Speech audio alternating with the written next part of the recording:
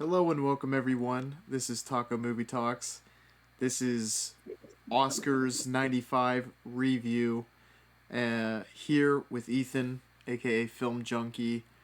And I guess just right out of the gates, Ethan, what were your initial thoughts? Because you were watching live, correct? What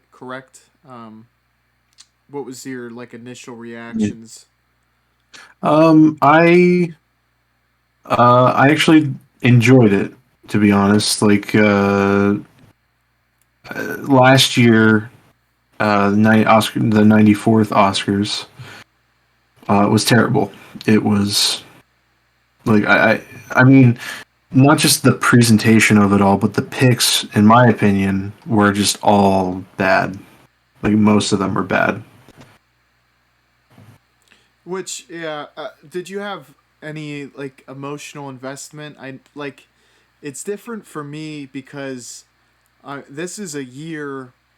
Honestly, looking at Letterbox, and a lot of movies I have seen, but they're not super fresh, so I don't have them like counted as viewed. But Mhm.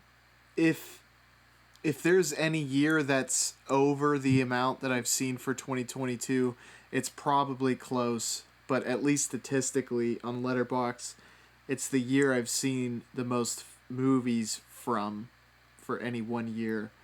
And there was Same for me. a lot of great movies and a lot that I really enjoyed and was pulling for this Oscars. Um, Mhm. was that the case for you? And it a lot less of the case last year? Yeah. I have steadily seen more and more movies for each year as time has gone on for my true appreciation for film, which started in 2019. I've seen I don't know, like 20, no, I think 30 films from that year, and I've now seen 52 movies from 2022. So Damn. Yeah, that's quite impressive. To, yeah. I mean, and this is gonna maybe tax your memory, maybe not, but to your knowledge, do you feel like this was kind of the most stacked dating back to 2019 for your memory?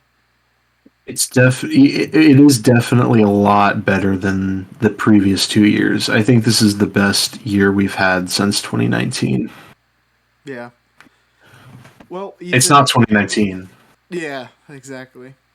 Um, I thought a good way to go about this is we'll just go through categories and obviously if there's people that you felt should have been nominated or maybe even nominations that you were not people but also movies directors that type of deal that you Mhm. thought should have been nominated that you were surprised was nominated and then that maybe you thought rightfully should have won and as I think with a lot of the categories, I think we'll be saying, no issue that so and so won or this movie won.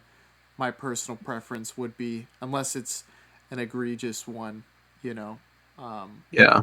and if it is egregious, in your mind at least, let me know because I would be interested to hear that. Um, Mhm. I went in the order of starting with actor in a leading role. The nominations for that were Bill Nighy, Paul Mescal, Colin Farrell, Austin Butler, and the winner, Brendan Fraser. Thoughts on the nominees? Anyone you would have put in, and anyone you're surprised got nominated? Paul Mescal. I remember when the nominations came out, I was really surprised that he got nominated. Mm-hmm. Um, a fantastic performance, absolutely. For After Sun.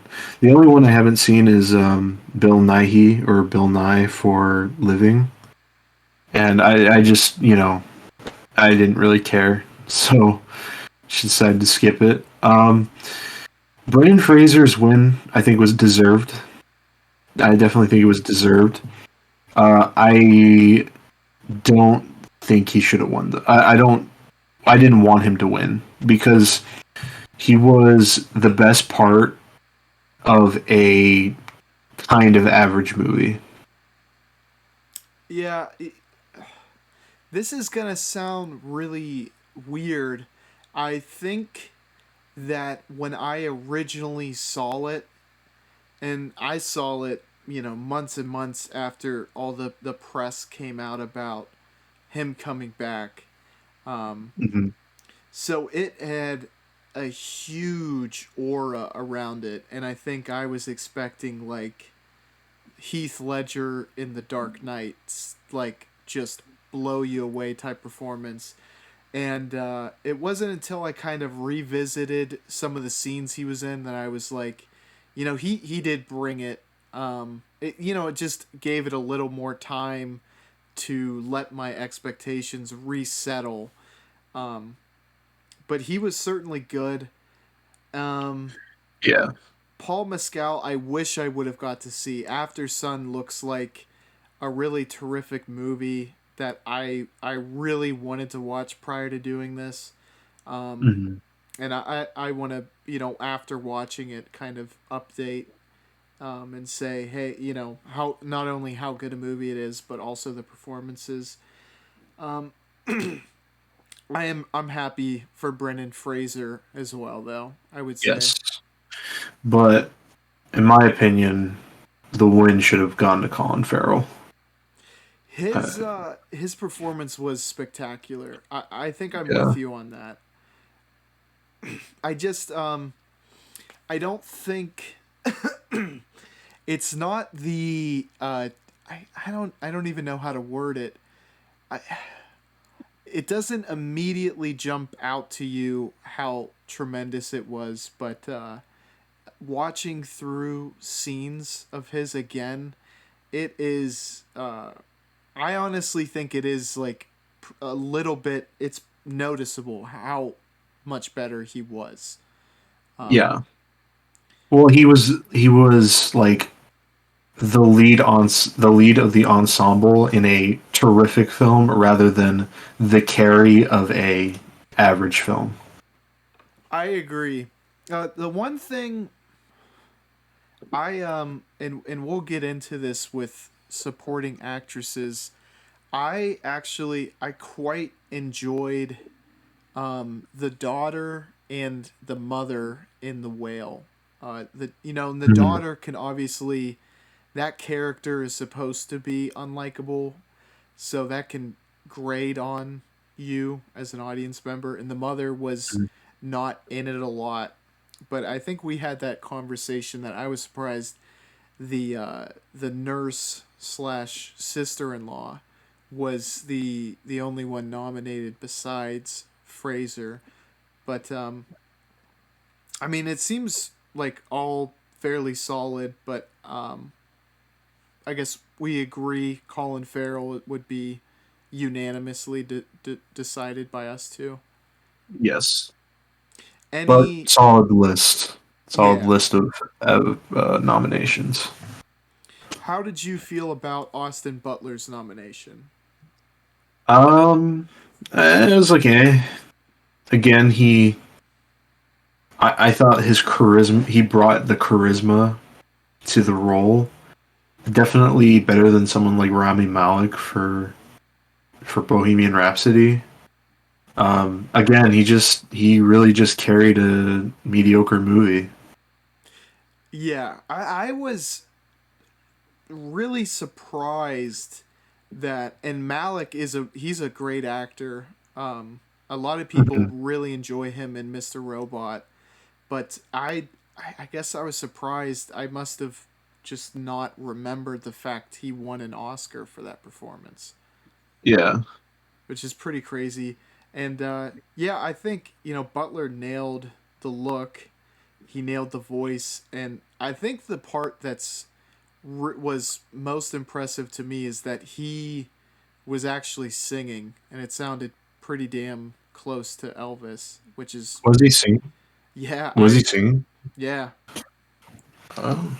it's which is I mean, if acting this acting gig doesn't work out, he could have a second career as an Elvis impersonator.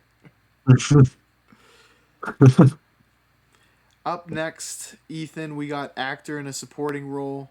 We got Barry Keoghan in The Banshees of Inisherin, Judd Hirsch, Fablemans, Brian Tyree Henry, Causeway, Brendan Gleeson, The Banshees of Inisherin, and Ki Hu Kwan.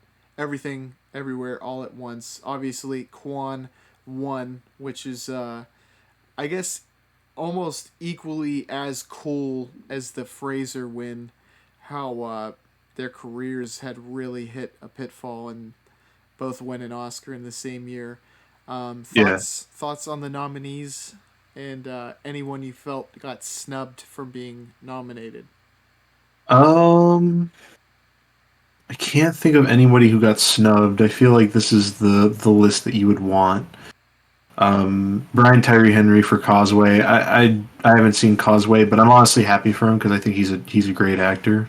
Mm-hmm. I really liked him in Bullet Train. He actually pulled off a convincing, you know, I think he kind of pulled off a convincing British accent. Like I couldn't tell. I guess as a stupid American, but I unlike what's her name, Joey King in Bullet Train, I could actually see him as a British hitman. Yeah. But Brian Terry Henry's great.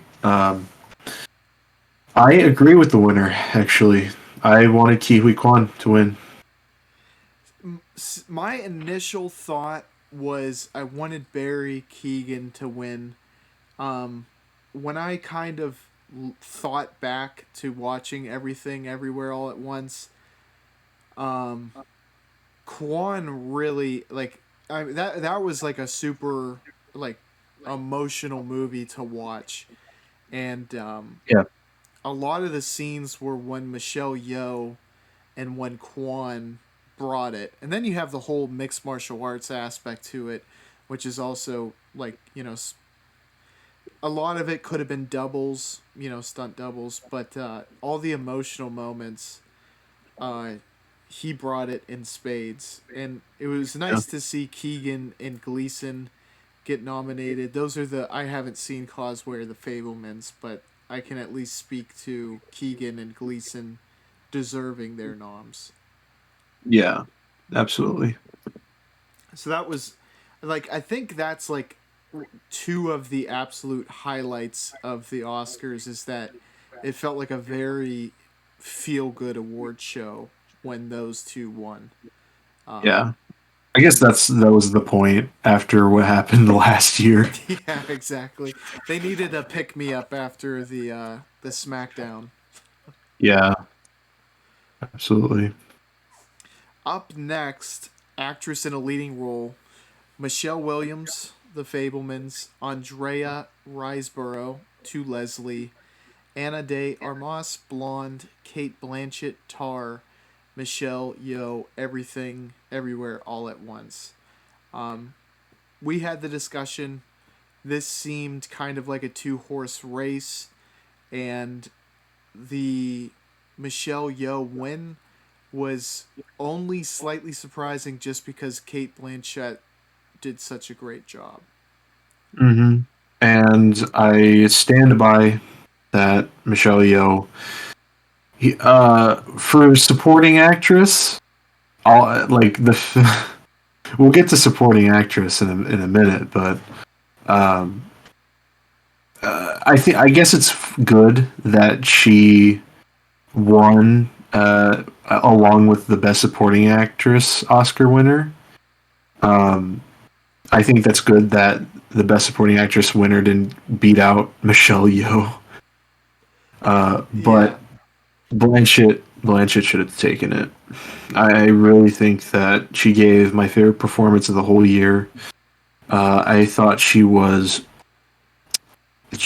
understood the character so much and shined so much brighter than most of the other actors did that year, and I think she should have taken it.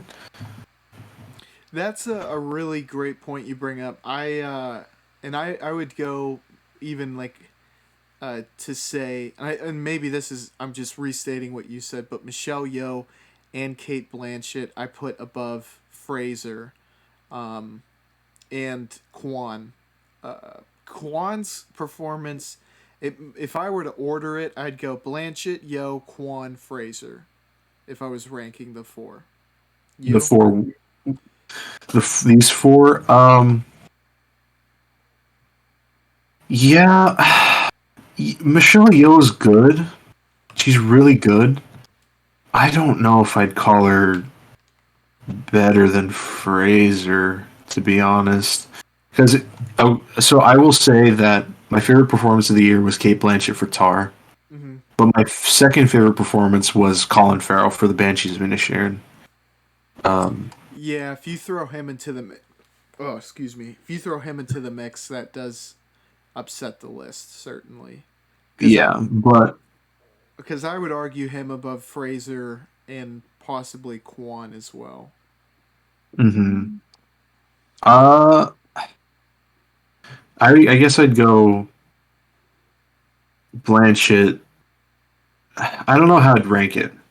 I honestly don't know because obviously Blanchett would be at the top. Mm-hmm. Uh, it's just it's kind of incomparable to me. Like Yeah, I can't compare them. it is. I mean, when you're talking greatness, it's hard to kind of rank it like that. Well, yeah, but Especially they're super varied too. Like they're very varied performances and with varying levels of screen time and role like the what role they play in the story. yeah, that is true. Um, I, I'm gonna sound off at a certain point on this category. I'm sure you know where I'm going, but before I get there, anyone that you felt should have been nominated that was not. Um,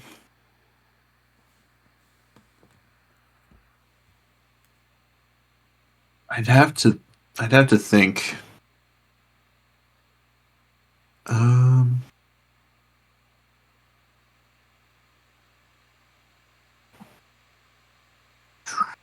Sorry. I'm pulling up my letterbox list I'm gonna right now. I'm gonna vamp while you're pulling it up, and we'll have a conversation afterwards. But and I spoke at this at length in our video about Blonde in Amsterdam, Mm, and I was yeah. very critical of Anna de Armas's portrayal.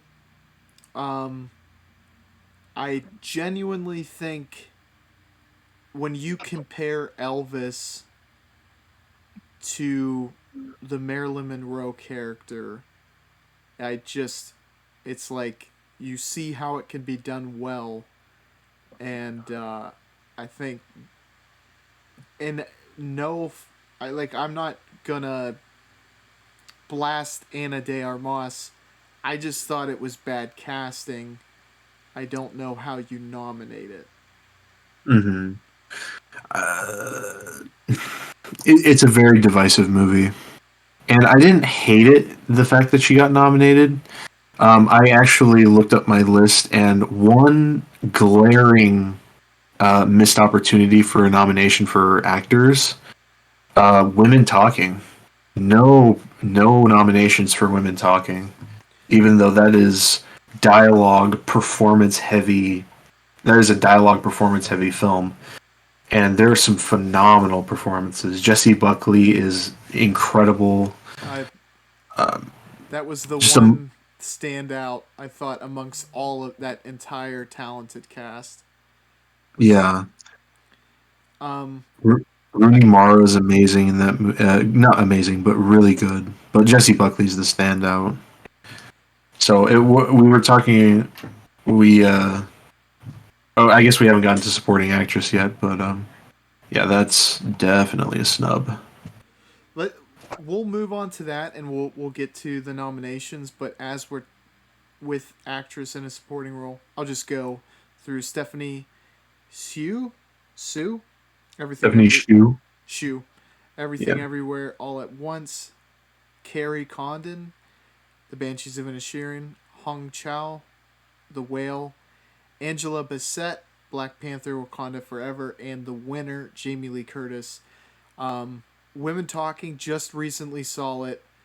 Like you said, I thought Buckley was the standout.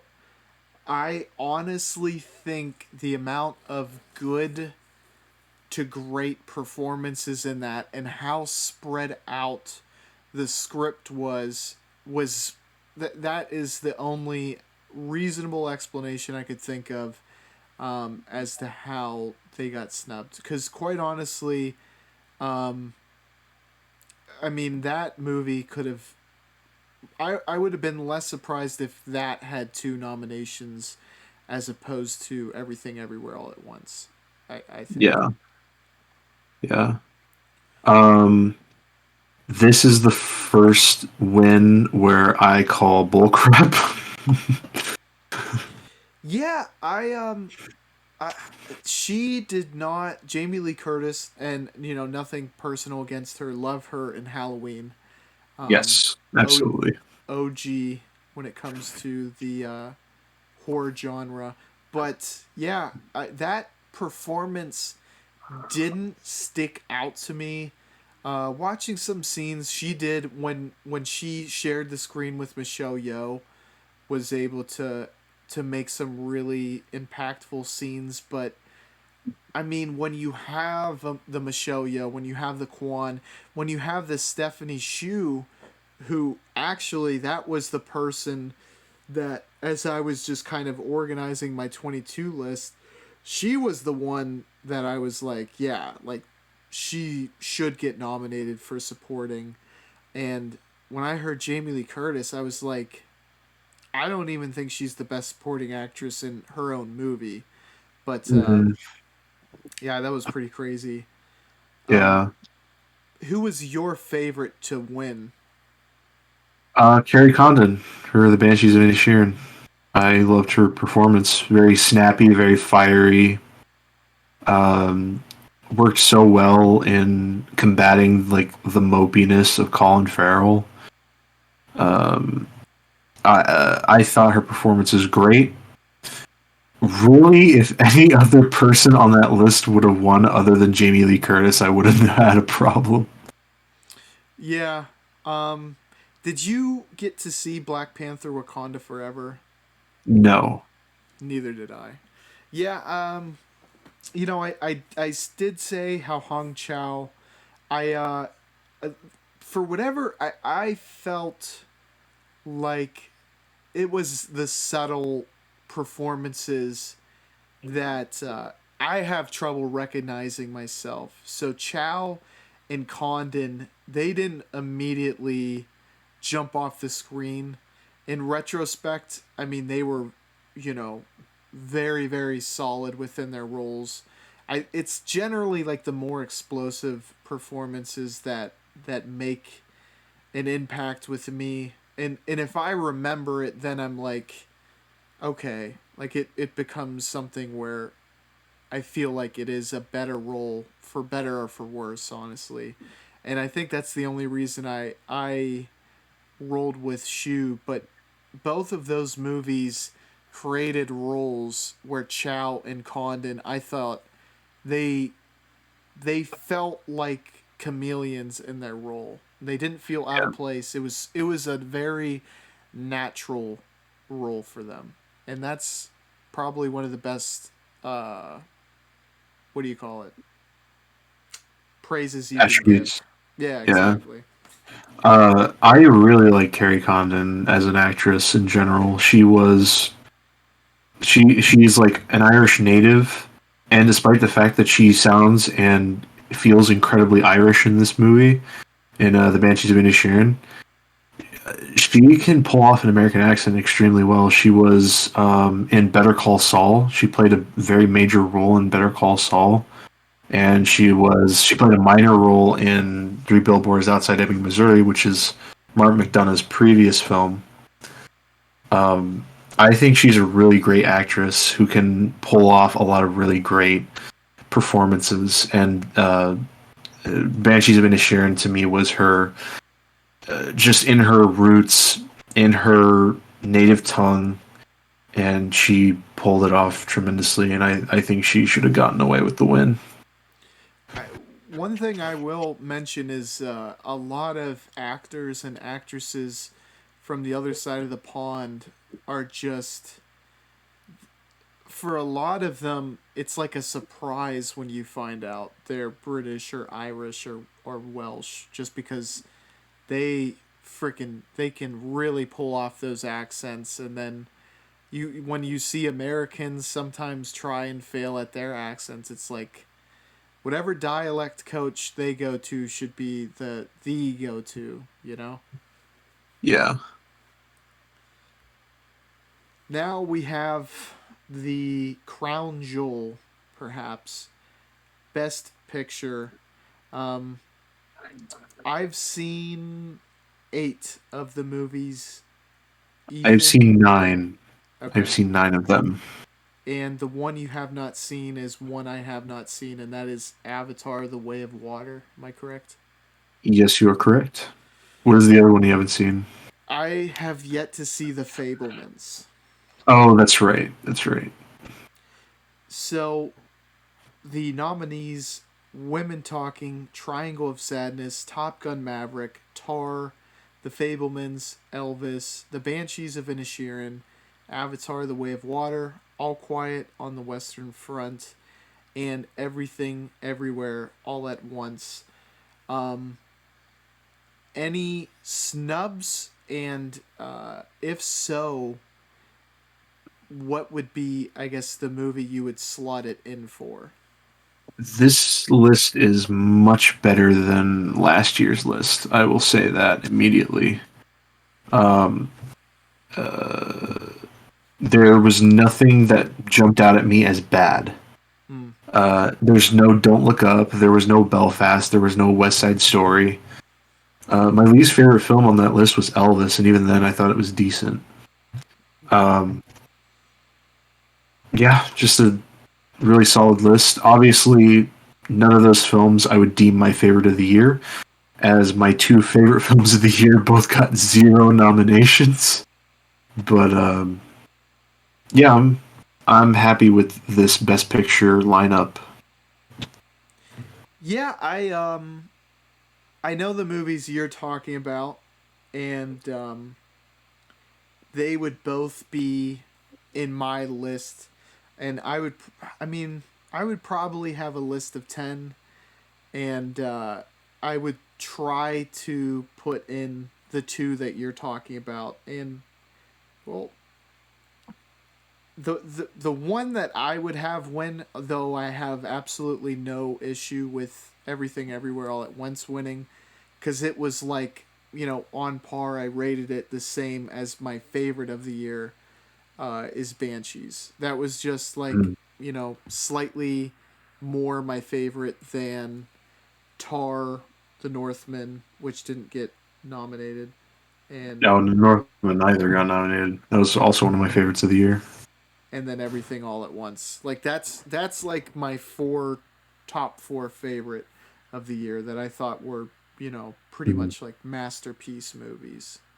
Yes, I love Everything Everywhere All at Once. It is close to being my favorite of the nominations, but I love Banshees of Inisherin, but my the one I wanted to win, which it was never going to happen, was Tar. I just did it, and I guess we're gonna go through. So, but I think as I was putting this together, did Tar win any of its nominations? No, and neither did Banshees, which is crazy because Banshees was the second Most. most nominated film of the year, Yeah. right behind Everything Everywhere, and it got nominated for nothing, which is my I wouldn't say major problem, but it's one of my bigger issues with this Oscars is that the wins were kind of boring. It really went to two different movies. Yeah. Uh, I completely understand that. A couple I'm just gonna throw out there, and Triangle of Sadness. I had no, Women Talking. I feel like is a pretty solid nomination. Triangle of Sadness, very solid nomination. Top Gun Yes, Maverick. That one is a little bit iffy for me. I thought it was a very good film. That's the one that is like kind of just hanging on that I've seen. That would be like the first substitute out if I were to hand make the list. Um, interesting. and Tar obviously really enjoyed. Fablemans didn't see. Elvis, I thought was pretty. I thought it was great, honestly. Banshees, first favorite. Avatar, didn't see. And then All Quiet was a movie that it's just like I had the one nitpick. I honestly think I would have felt that movie was a masterpiece if it wasn't dubbed. And I might be an idiot. There might have been a non dubbed, just closed caption version. There was. Was there really? I Yeah, there was. I'm gonna rewatch it that way then, because the entire film does so much to immerse you in what's going on, and when you watch it dubbed, it's like a glaring thing that takes you out of it. I see. Um, this is going to sound controversial, but uh, I All Quiet on the Western Front was my enemy in this Oscars run. Like for me, it was my enemy because I don't think it was as technically sound as something like Top Gun Maverick, in my opinion. I no, it is technically sound.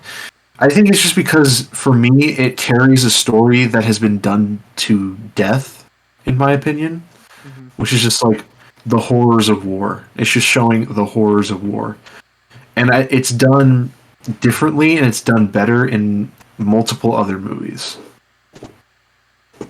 I understand. Yeah, when it's if you don't bring a new spin to it, then it can be, you know, what's you want to see and experience something new. And Best Picture, that's the epitome of that. Yeah. I think you and I believe that. I mean, you should feel like you've seen something that was very special for that year. Hmm. Moving on to directing, um, like just following the through line of how they voted, it makes sense who won. But before I get Yep. there, the directors who were nominated was Ruben Oistlin for Triangle of Sadness, Todd Field, Tar, Steven Spielberg, The Fablemans, The Banshees of Inisherin, Martin McDonough, and Daniel Kwan and Daniel Schernert.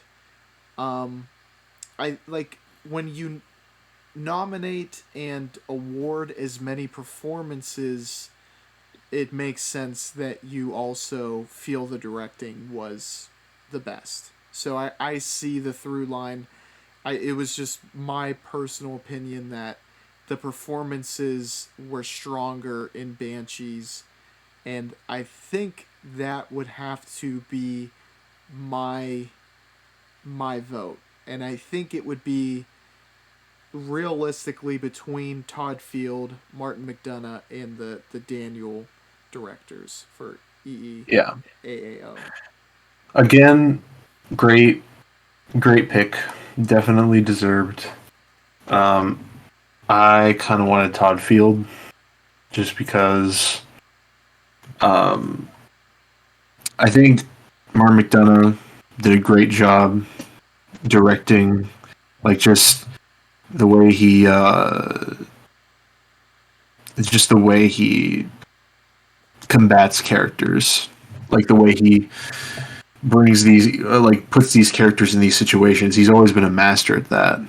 Mm-hmm. Um, but Todd Field came out of nowhere 16 years after his last movie, and like it's like a bang wallop to me. It's just like, where did this guy come from? Like, he seems to understand modern technology more than the majority of directors, despite the fact that his last movie was when I was 2 years old. Yeah. Um, I I would imagine he's probably the guy to look out for coming out of this. That or he just is on everyone's radar now. But yeah, I mean, I was shocked. The name, I just thought it was someone who did movies that they weren't in my comfort level or whatever. Um, but yeah, when I read that 16 years without a film and to make one so good coming off the bench, it's just like that is shocking. Um, I agree with you. So he would have been your pick. Mm-hmm. Yeah. But I again happy for Daniel Kwan and Daniel Schurner. Uh, Definitely deserved win on their part, and a really Definitely. good field of directors.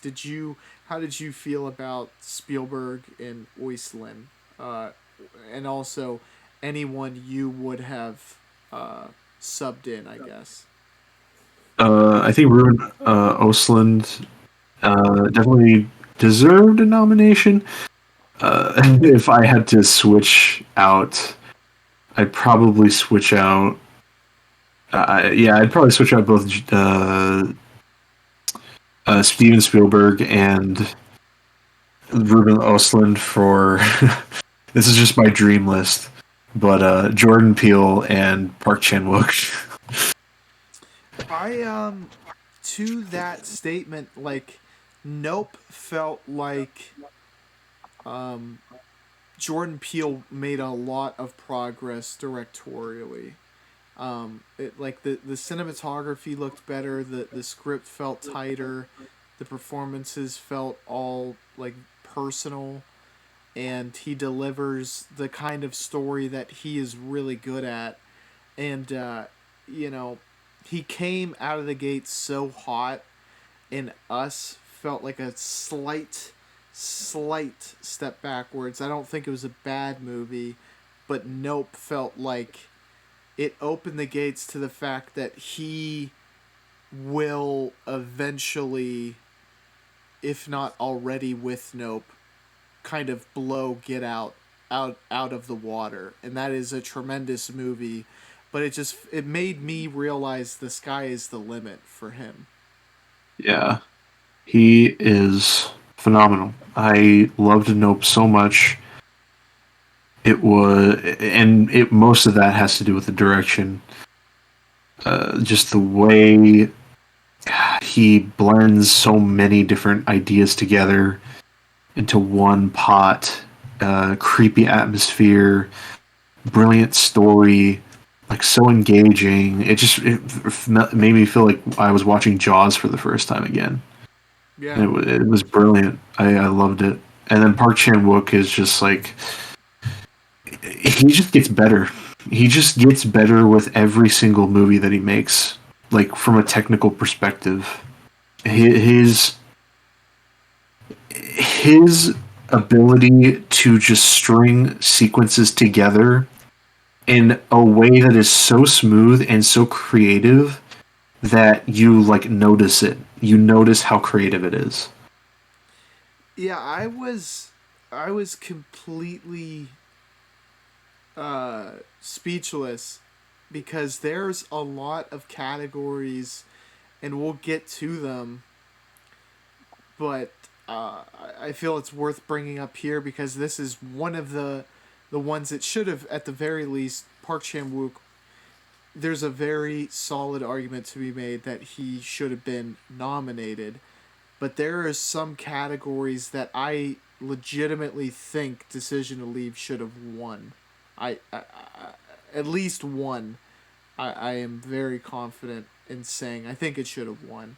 And then there's Mhm. another one where I think it would probably be my pick. But I agree. I think there should have been some representation for that movie Yeah, for how good it was. absolutely. Next, we have the writing categories. Let's start with adapted screenplay. For adapted screenplay, we have Top Gun Maverick, Living, Glass Onion, Glass Onion, A Knives Out Mystery, All Quiet on the Western Front, and Women Talking, with Women Talking being the victor. Um, Off the top of my head, this is a tough one for me just because um, I didn't remember. I think the majority of the movies that really resonated with me were original screenplays. I will Mhm. say, I think Women Talking was the best adapted. I kind of agree with that. And I will say, um, Glass Onion and Knives Out Mystery. That one was okay. Just can you help explain this to me? Actually, Yeah. what is? I thought adapted. It had to be based on you're like taking an already established work and then Yeah. you're adapting it. Yeah. The original movie in both series. The original movie in both series, it's based off those movies. So Glass Onion is based off of Knives Out, and Top Gun Maverick is based off the original Top Gun. So both count as adapted screenplay Oh, okay, okay. Because for I some said reason. written by Ryan Johnson, and I'm like, oh, okay, that's I thought that the second story was nowhere near as um like the first story felt like really well written. It was a Yep. good mystery. It was intriguing. The second one, I like what I felt as though a lot of the big surprises either didn't feel nearly as witty and intelligent as the first one or were just like you could kind of see them coming. I didn't Yeah. I wasn't a huge fan of Glass Onion. Me neither. I definitely prefer the original Knives Out. I was very happy for this win. I thought they were going to be. I thought the Oscars were going to be assholes and give the win to All Quiet on the Western Front. Mm-hmm. I thought they were going to do that, but they didn't. They gave it to the right one. I really, because again, Women Talking is all about dialogue and performances, and they managed to pull off Sarah Polley, the director and writer. I think pulls off both with extravagant fashion. Yeah, I just really enjoyed it. I agree with you. So no debate from me there. This next category is kind of one where I feel like you could play around a little bit with the nominations and maybe even the winner. Although the winner is a good choice. It doesn't feel outrageous. But anywho, getting to the nominations, we have Triangle of Sadness, Tar. Well, I'll say Triangle of Sadness, written by Ruben Oisland. Tar, written by Todd Field. Fablemans, Steven Spielberg, and Tony Kushner. Banshees of Inisherin, written by Martin McDonough. And finally, Everything Everywhere All at Once, written by Daniel Kwan and Daniel Scherner. Um, Snubs, Ethan, any come to mind? Arch and Walker. I, I thought that as well. I also thought Nope got got gypped on this. Mhm.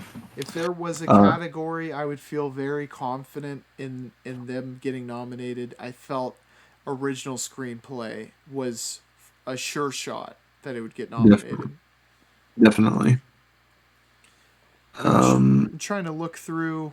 I think those are the only like super noticeable ones for me. I uh I liked the story Triangle of Sadness. I obviously really liked Tar. Um I can't shit talk Fablemans obviously just cuz I have not seen it, but Banshees would have been mine. I thought that the dialogue and the wittiness to it. I think writing comedy, especially the way it was written in Banshees, is so difficult. And there was a level of genius on display in that movie that I really feel strongly that that movie should have won. But Everything Everywhere All at Once is a solid choice as well. What are your yeah, thoughts? I agree with you. I think Banshees should have won. I really like Tar a lot, but I think a lot of that has to do with the world, the modern world that Todd Field is able to connect with Mm-hmm. so well in his direction and Kate Blanchett's performance. I think those two. I think it should have won Best Director in my opinion, and Kate Blanchett should have won Best Actress. But as far as screenplay, I think Banshees has the best screenplay easily. Um, yeah, I don't know what else to say. I will say, I know you have not seen The Fablemans. I love The Fablemans, but I don't think it should. I'm glad it didn't win anything Mm. because it was a really, really solid movie in my opinion. But um, I didn't want to. Uh, I didn't want it to get wins over any like Banshees or even Everything Everywhere All at Once. I really loved it for the more sentimental value and the charm that it had. I see. I see. Would you recommend like let me ask you this: where would it rank? Like about where it would rank on your the movies you've seen for this year or last year? So out of I said 52 movies. I apparently only watched 48. I'm sorry, but Fablemans would be my number 8 Okay, film. that's solid. It's Yeah. cracking the top 10 is definitely. I will have to check that out. Um, Up next, cinematography. All Quiet on the Western Front is the winner for this one. Um, Ethan, oh, let me throw out the nominations for you just so you have them.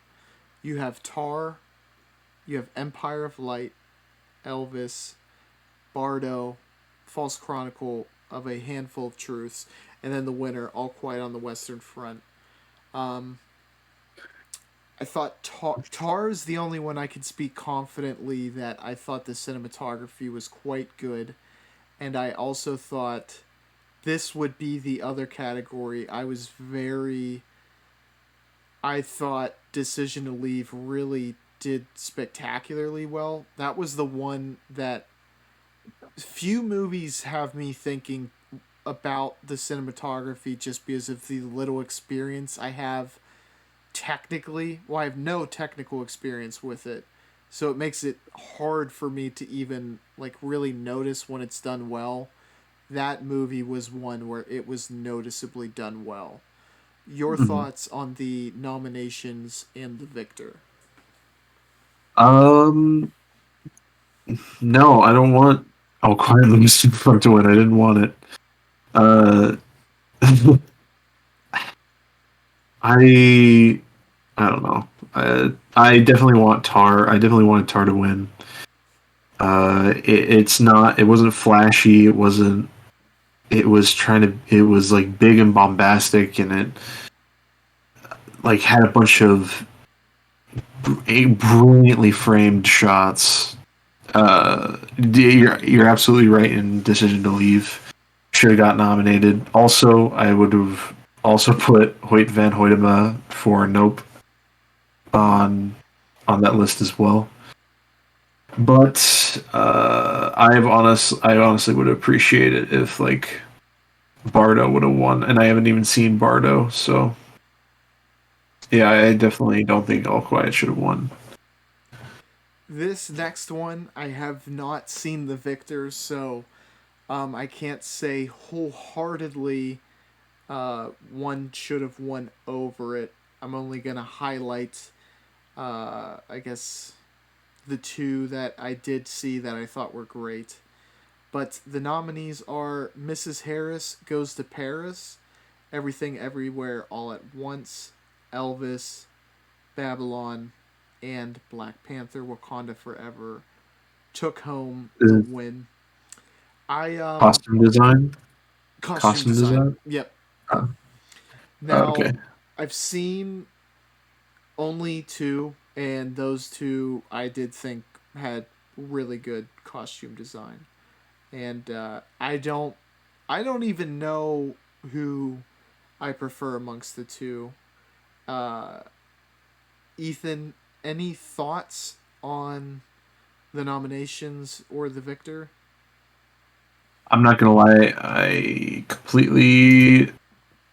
I'm sorry, but I don't remember what you said, who got nominated. Oh, okay. Because Well, I just don't care about the costume design.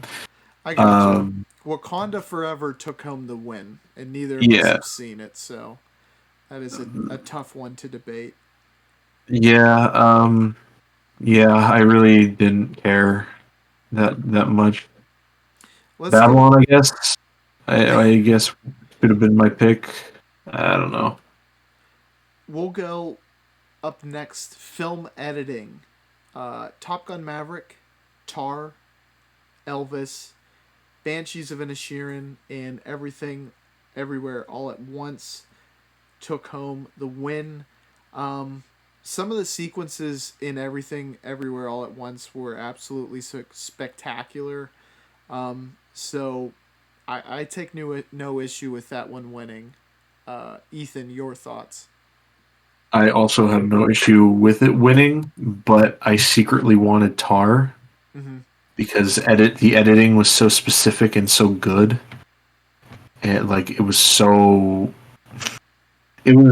burn, but it somehow felt snappy in the way it moved. That was And something I think we discussed. That it's a longer movie, but it had a very nice pace to it. Didn't feel long or bloated whatsoever. no. Ethan, next category, makeup and hairstyling.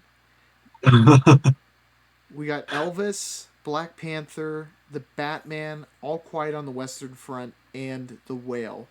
Now, the for whatever reason, I think when you have a actual picture that like you're trying to look like someone, that is very easy to be able to tell if it's done well.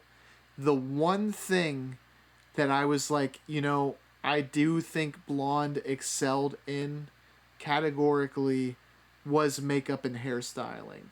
And also, I thought Elvis did a great job of that as well.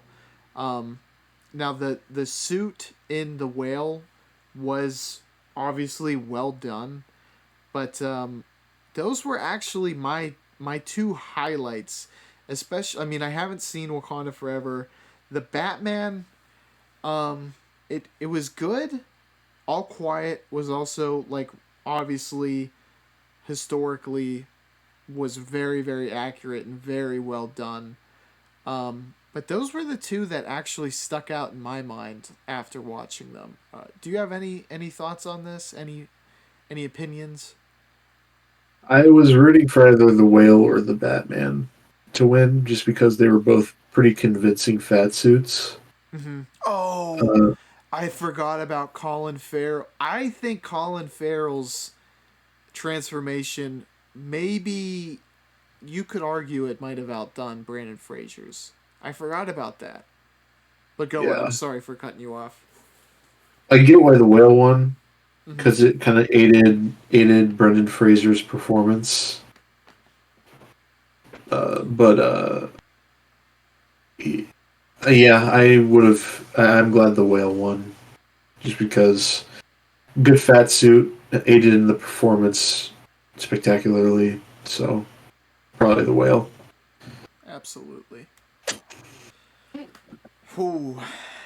Now there's a ton on here. A lot of these I'm gonna let you really sound off on, but visual effects: Top Gun: Maverick, Black Panther: Wakanda Forever, The Batman, All Quiet on the Western Front, Avatar: The Way of Water.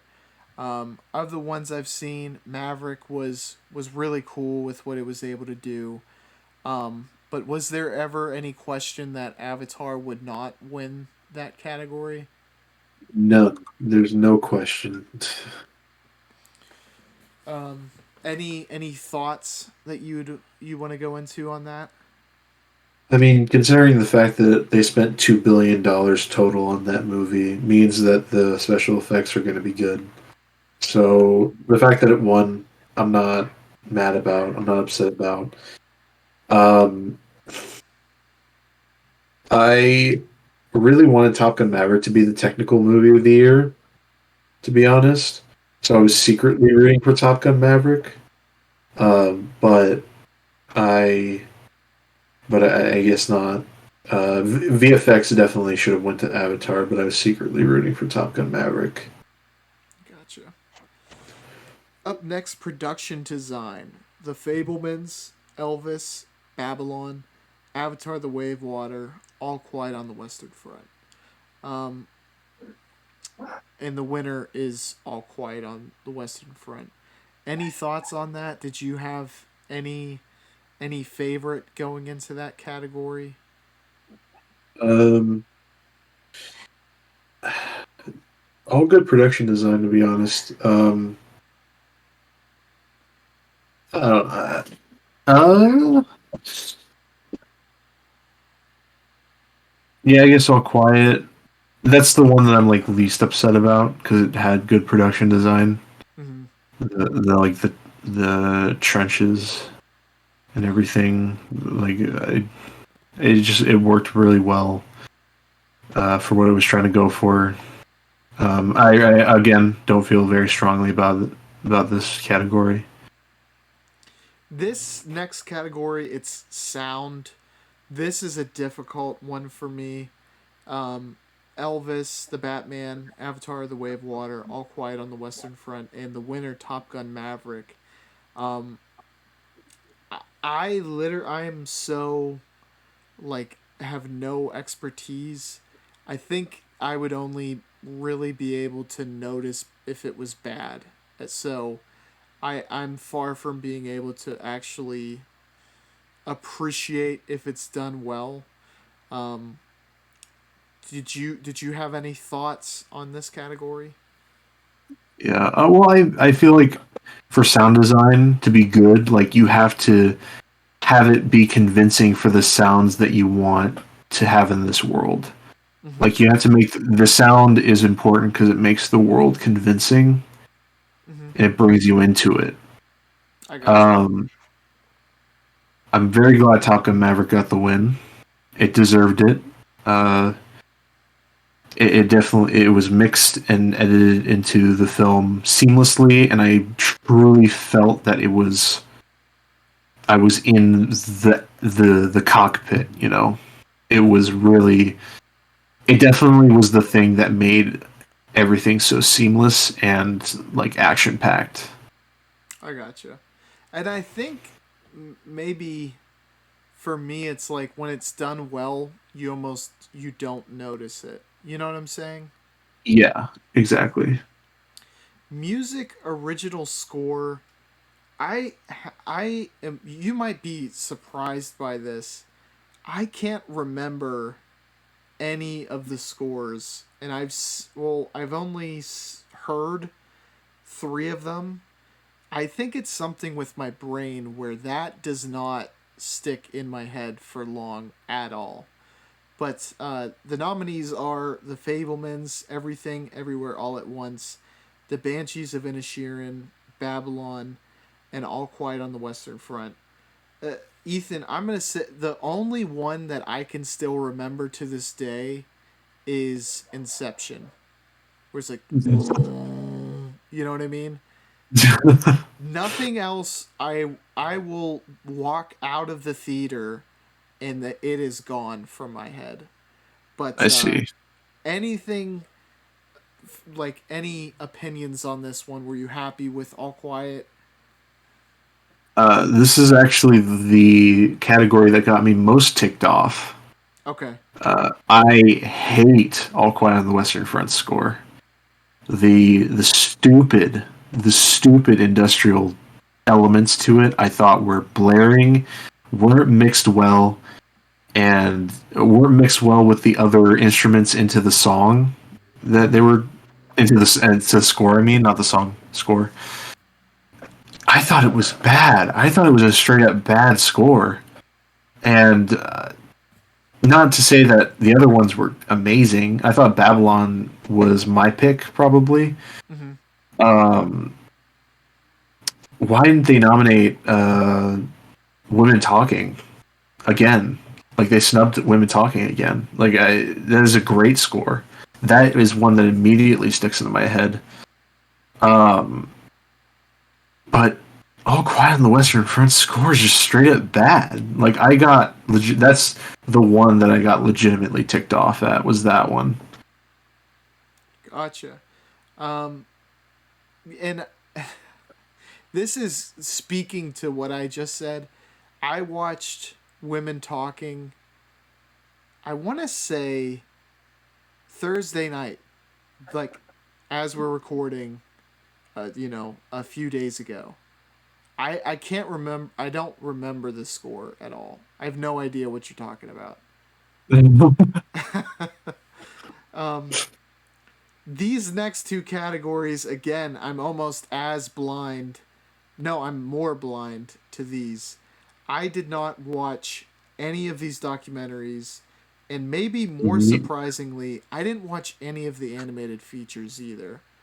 me So, neither. Well, do I watched animated features, but animated shorts, doc shorts, and doc features, I have nothing. I have nothing for those. I will say I heard like on my watch list all the Beauty and the Bloodshed. I want to see. It's kind of elusive right now to find. Fire of Love I also want to see. I think that's on Disney Plus if I'm remembering Yeah. correctly. So I'm Yeah. All the Beauty and the Bloodshed's on HBO Max. no way, really? Yeah. Okay, I'll might watch that tonight then. Um have you seen it yet? No, Okay. not yet. Animated feature film. Well, let me just state uh Navanali won documentary feature film. But animated feature film, we have Turning Red, The Sea Beast, Puss in Boots, Marcel the Shell with Shoes On, and Guillermo del Toro. Um, Pinocchio. yes, exactly. Um, Sorry. no, you're good. I just left it there for a while. Um, Now I remember didn't add Marcel the Shell with Shoes On to like any of my like watch lists for this year or the Oscars because I thought on Letterboxd at least it said it came out in 2021. So I like abstained until it was nominated. I was like, "Oh, I could have watched that." Also, these are just the little comments I haven't because I haven't seen them. Puss in Boots got like that was the surprise hit of the year with all the ratings, positive ratings I saw because I think a lot of people assumed that was gonna just kind of be not a great movie, and then Guillermo del Toro's Pinocchio obviously got a lot of praise. That was the one that I think like once it came out, seemed like a front runner. Mhm. Ethan, thoughts on the nominations and thoughts on the winner? Um, the three that I watched from animated feature, which is Marcel the Shell, Puss in Boots, and Guillermo del Toro's Pinocchio. I thought they were all three of them were great.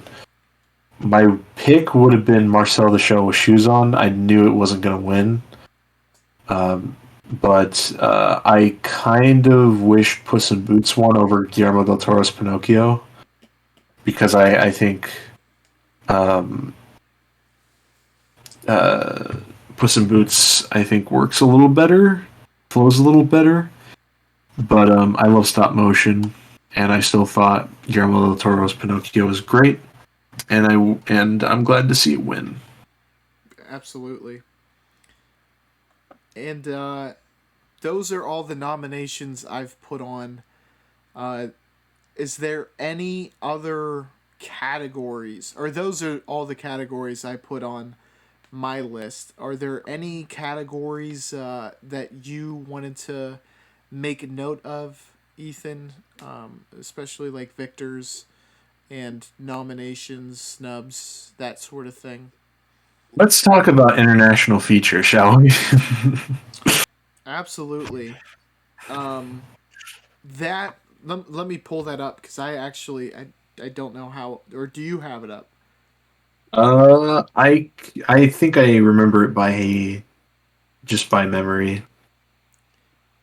So nominees were All Quiet on the Western Front, EO, Close, The Quiet Girl, and Argentina in 1985. The winner, to absolutely no surprise, is All Quiet on the Western Front. Um, and you probably know where I'm going with this, but Mm-hmm. Decision to Leave, that was the dumbest decision of the entire Oscars. More so than the score, more so than supporting actress. Them snubbing Decision to Leave is terrible. I'm in complete agreement with you. Quite honestly, that is the funny thing about it is the only film that I've seen is The Victor.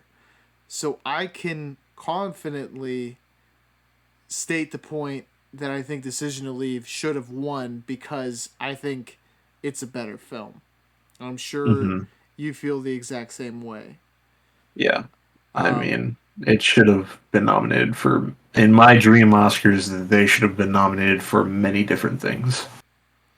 But Park Chan Wook gets absolutely no love from the Oscars, and it's bullcrap. This is the third time that this is the third time that he has been snubbed for anything at the Oscars, despite the fact that he made a masterpiece, and it's dumb.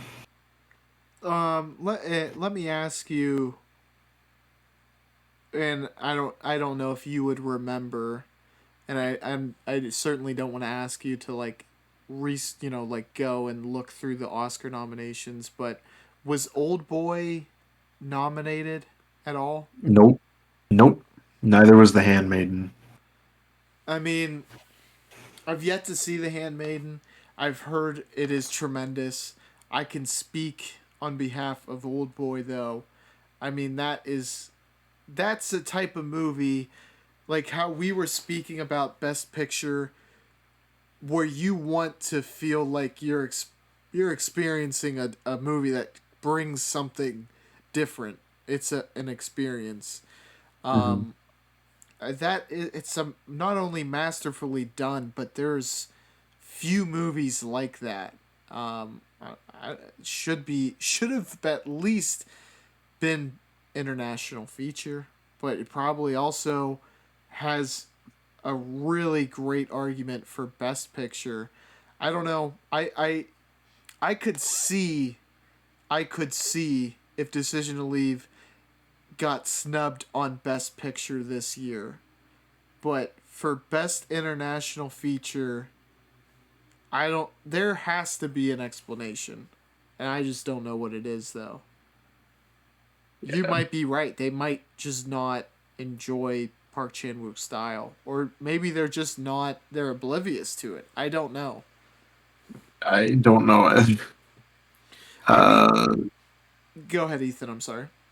Honestly, I think that movie deserves more love than it got just from general audiences. Like I don't really understand why it's not loved as much as like his other work. Because maybe it's because it's a little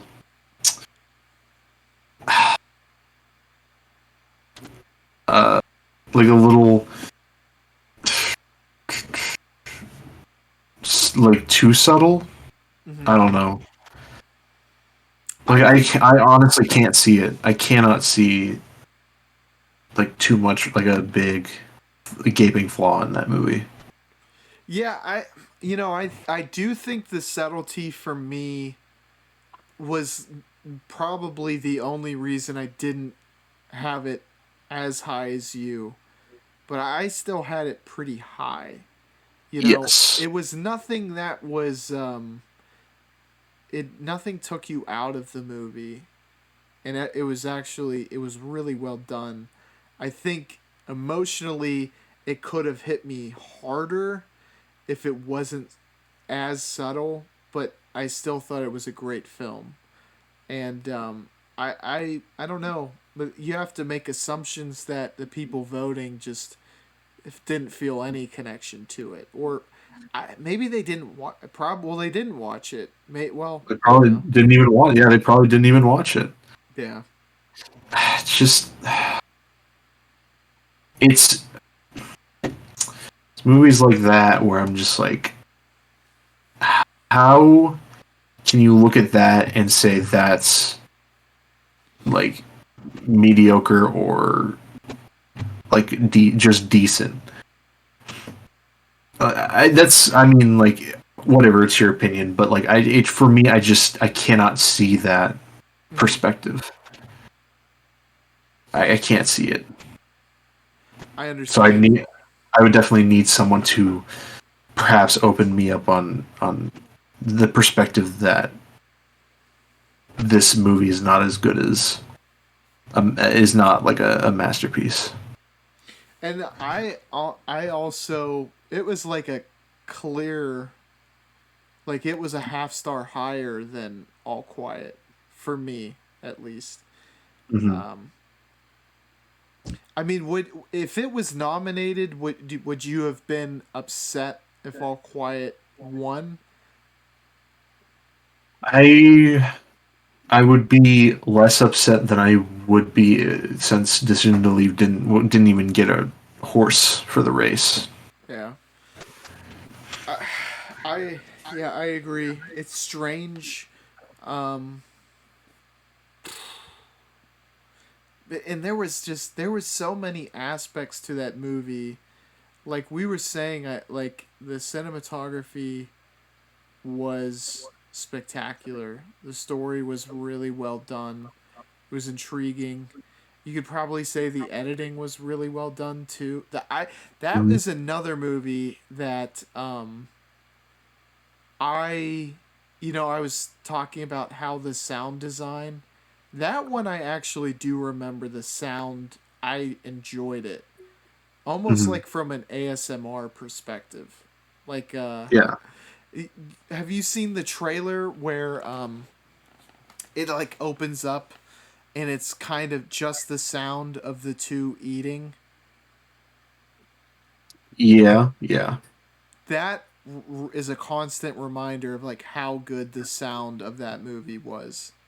Yeah. Um, Definitely need to be. yeah, that one really that's the weird one. I don't think a lot of people weren't on that bandwagon either, which is surprising because it feels very glaringly obvious. Yeah. And like I feel like most people would agree with that list not having Decision to Leave on there because you look at the letterbox reviews and the only two that are not higher rated on letterbox than than Decision to Leave is All Quiet on the Western Front and EO, but like Mm, Close is higher, The Quiet Girl is higher, and Argentina 1985 is higher. And I just don't get it. Like Korean cinema is just on another level mm-hmm. to the rest of the world. Like they can't lose. They just can't make a bad movie. Yeah, I mean, Parasite, obviously, and that is Bong Joon Ho, correct? Yeah, Bong Joon Ho.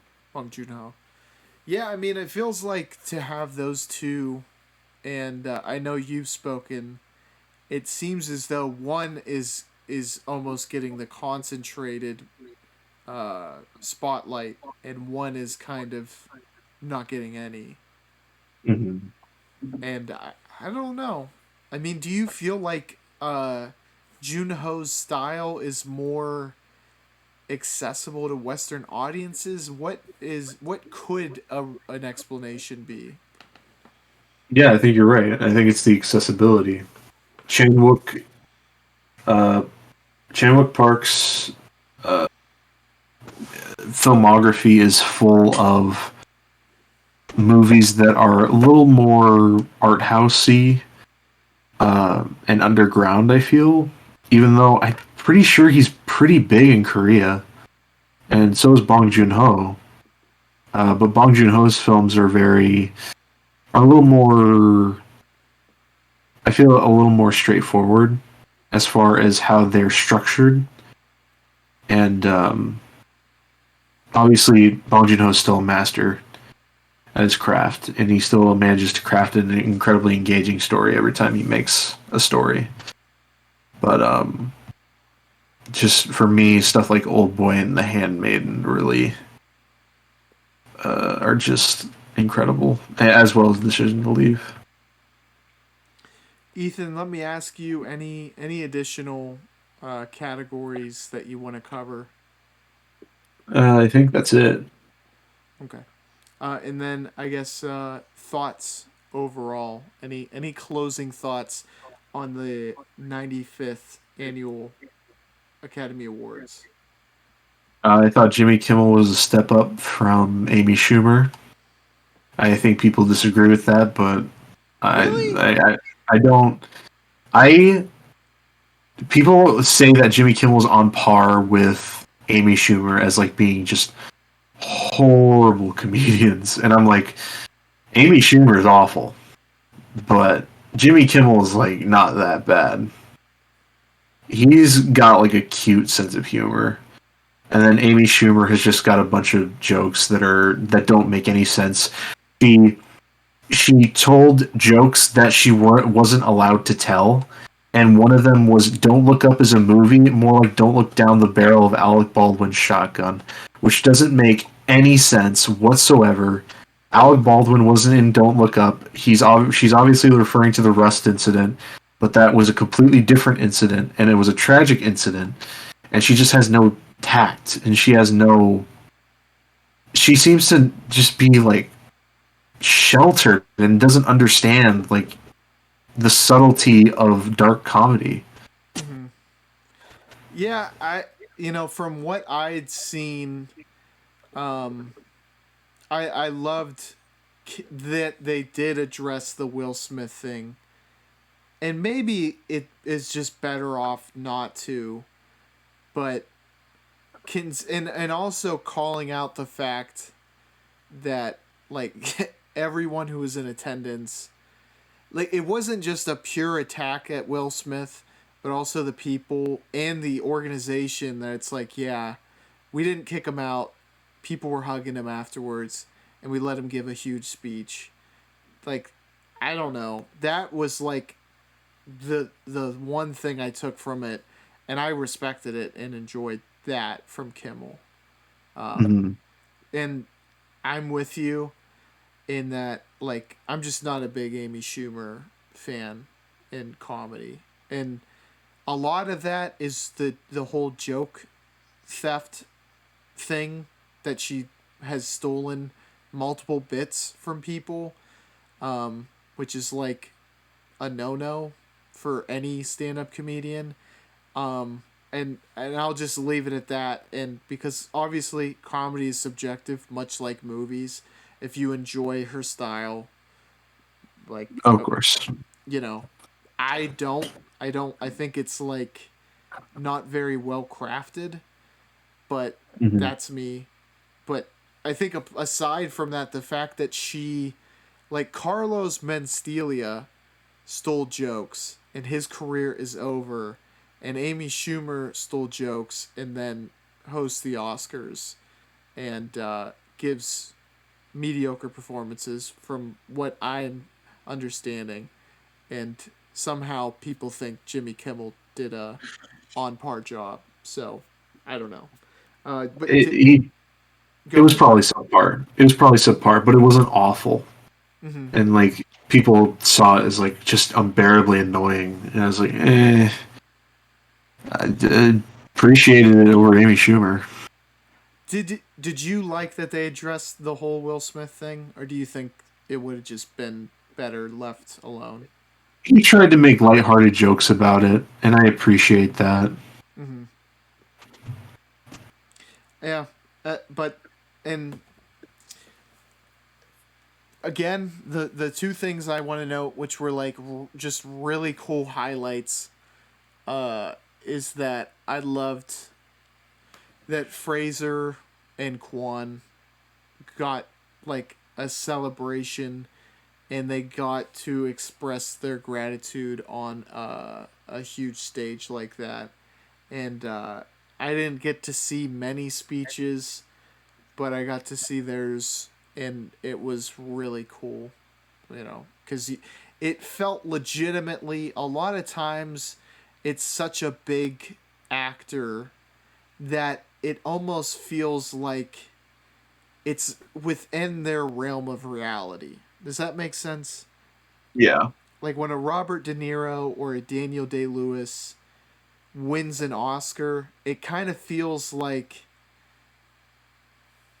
I don't, they're probably like a bit surprised, but they're also probably at a certain level, like after they won their first or their second, when they win the third, they're probably like, okay. And I know I'm at this level, but for those two, I genuinely feel like they thought this would never happen in a million years. And Yeah. I that was like a really feel good moment, and the Oscars are rarely a source of that. Hmm. But that's my overall. Anything you want to add, Ethan?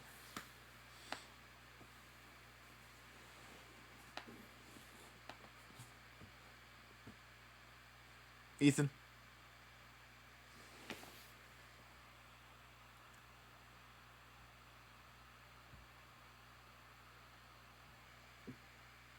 I was just asking Ethan if there is anything you would like to add to that.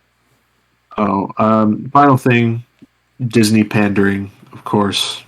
Just it's gonna happen. It's ABC, owned by Disney. Stupid, dumb, annoying, whatever. I don't care.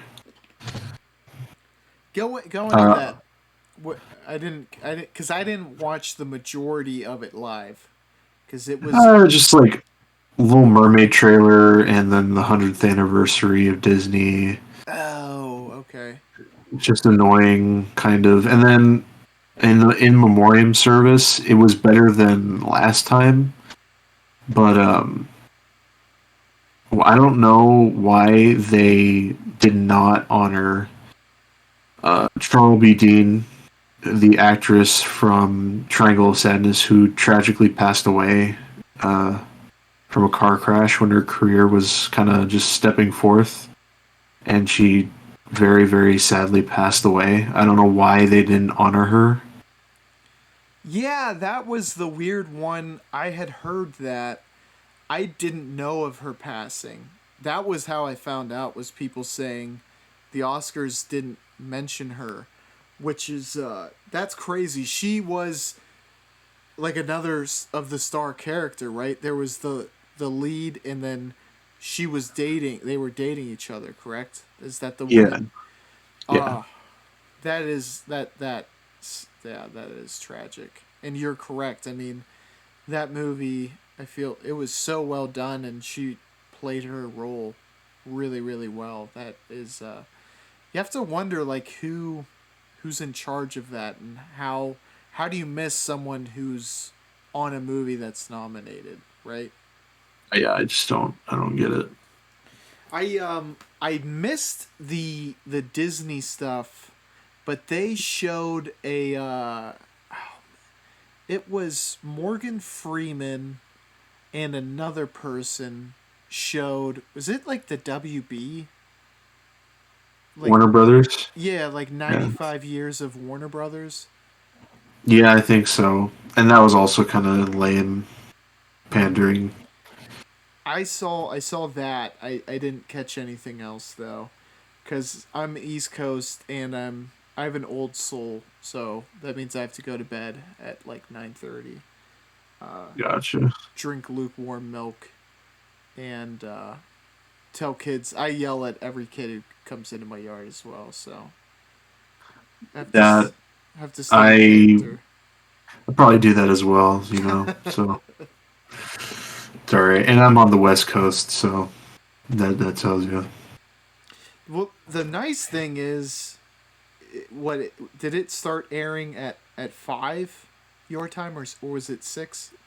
Yes, it was 5. So unfortunately, there Hollywood is uh, prejudice against the East people on the East Coast. For most like big events, the timing of it um always seems nice for the West Coast. Like Yeah, you definitely get to watch it and like not stay up late. I mean, I'm talking like Super Bowl, like any of the big sports events, the Oscars, um, even like is prime time television. They adjust it, right? If it's like live or not live, but episodic, the new episodes, do they air at like 8 o'clock your time? um, I don't watch like prime time, so I don't know. Yeah, that does make sense. I especially I'm nowadays, I don't know if I could tell you like a TV series that airs weekly that I'm invested in right now. Yeah, I really it's just streaming services for me, like streaming services and physical media. I gotcha. But yeah, that's definitely one of the benefits. Is there ever a time um that it's on like you're like I wish this it's on a little bit early. I wish it was on later. Uh, the Oscar nominations were really early for us. I was like, Jesus. Do I they think, do they air that? yeah, they air the nominations on like live on YouTube or something. I didn't know that. What time was It's it for? it was 5 a.m. Pacific Standard Oh, Time. jeez. Okay, so Yeah, we East Coast gets the benefit of the nominations, and then West Coast gets the prime spot for the actual show. yeah, which is lame. They should probably move it up to like the afternoon. Yeah, because even 8 a.m. is, I mean, that's like still people are at work in the East Coast, and then 5 a.m. I mean, you have to be like, hey, I want to wake up especially early, unless you're like a super early riser. Um, Yeah, but Ethan, I want to say thank you for joining me, man. This was neat to get to kind of geek out and get your thoughts and perspectives. I will say I genuinely thought we would be uh, further apart on some of the categories, but we were pretty close and in agreement on most of the stuff. Um, yeah, I think you had like Tar was kind of your horse and Banshees was mine. Although I think we both have like a huge amount of appreciation for each movie. Um, yeah. but yeah, besides that, I think we had pretty similar ideas about how it should have gone. Yeah, I mean, for me, I really had two horses. It was Tar and Banshees, but Tar just edges it a little further for me. Yeah, I got you. I mean, like the three, I guess four movies. Those are two of them, and I think they. Let me ask you this: I saw a tweet from someone, a relatively famous person, saying that they didn't think that these movies would age well. I couldn't. I could not disagree more. I don't think that at all. Are you talking Uh, about are you talking about Ben Shapiro? yes. Oh God. Yeah, he don't like. I'm just gonna say this. He's got terrible, terrible takes on movies and just art in general. Just like don't trust politicians with art because they're going to not politicians, but like political intrigues. Like do not trust the political intrigue when it comes to art Mm-hmm. because it doesn't if it doesn't subscribe to their ideology, then it's a bad movie. If it does subscribe to their ideology, it's a good movie. That's what Ben Shapiro does. And like he's no, I don't know why I said she. He says that Everything Everywhere All at Once isn't going to be remembered. I guarantee you that people are going to still be watching that movie. And Yeah. Parasite too. Like it depends. Like it's definitely not. It just truly depends on the winner. Like if the winner is good, then people are going to remember it. Obviously, no one's going to remember Coda. Mm-hmm. Obviously, no one's going to remember uh, Green Book, but people do remember Everything Everywhere All at Once and Parasite, and what else? Like There Will Be Blood. Like There Will Be no, not There Will Be Blood. No Country for Old Men. People are still raving about that movie Mm-hmm. to this day, 16 years after it came out. Like it is a modern classic, and it definitely is remembered. It is rewatched. Like, like that's just such a stupid statement. Yeah. I don't like. I don't know. I don't think he's that smart, personally. I yeah. I'm obviously I'm with you, and I think everything everywhere all at once. Just going based off the winner, because obviously, Banshees is like it's so geniusly written that I think you could rewatch it time and time again, Mhm. especially for a movie that is like comedy is a big element to it, which sometimes like once you've heard a punchline, it can then become stale. The way that that is written, I don't think that will ever be the case. Because it's so snappy, I feel like you'll probably discover something new each time you watch it. But Everything Everywhere All at Once has so much emotional resonance and poignance that it's like if you want that feel good ending, if you want that emotional movie and you know that you've reacted to it already and like me, then that's a movie that I'm going to recommend to watch with my girlfriend. That's a movie I'm going to recommend my parents watch, and I would want to watch it with them. You know what I'm saying? Like, Yeah, 5 years down the line, I don't think that's going to change. So, but I yeah. just, He's wrong. yeah. He's wrong. Well, Ethan, thank you for joining me. Um, this was awesome. I think definitely happy with a lot of the winners, and obviously, probably every year has some snubs. This year is no exception. But away from that point, if you made it this far, Ethan's channel will be linked down in the description below. Definitely check out his videos and subscribe to his channel as well. He is steadily growing very fast, and it is because of the quality of his work. So if you haven't seen it yet, definitely check it out. And thank you for joining me, Ethan. Of course, of course. And we will catch you on the flippity floop. Bye, y'all.